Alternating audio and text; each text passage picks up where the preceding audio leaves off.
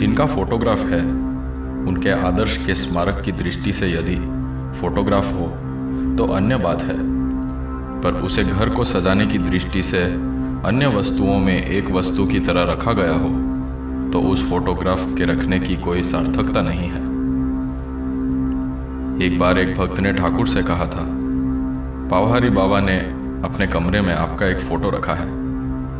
इस पर ठाकुर हंसकर बोले, इस खोल का? यह बात वे पावहारी बाबा को लक्ष्य करके नहीं कह रहे हैं, यह वे सर्वसामान्य के लिए कहते हैं। फोटोग्राफ के पीछे जो तत्व है, जो आदर्श है, यदि हम उस तत्व को, उस आदर्श को ग्रहण करने की दृष्टि से उस फोटोग्राफ को देखें, तभी उस पर फूल चढ़ाना, उसके प्रति सम्मान प्रदर्शित करना सार्थक है।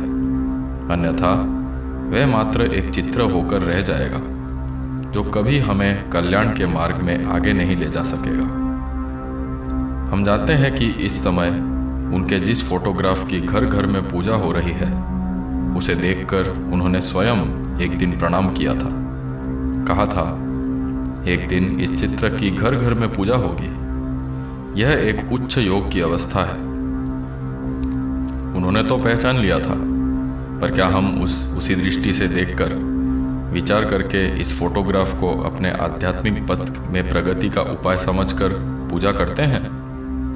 यदि ऐसा करें तभी वह पूजा सार्थक होगी, अन्यथा सब व्यर्थ है।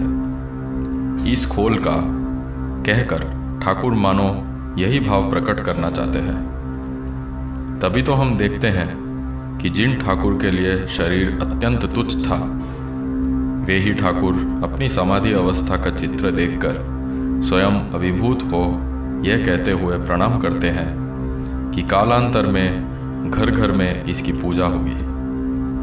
उनकी वह भविष्यवाणी कहाँ तक सफल हुई है, इसका प्रमाण आज हमारे चारों ओर स्पष्ट दिखाई दे रही है।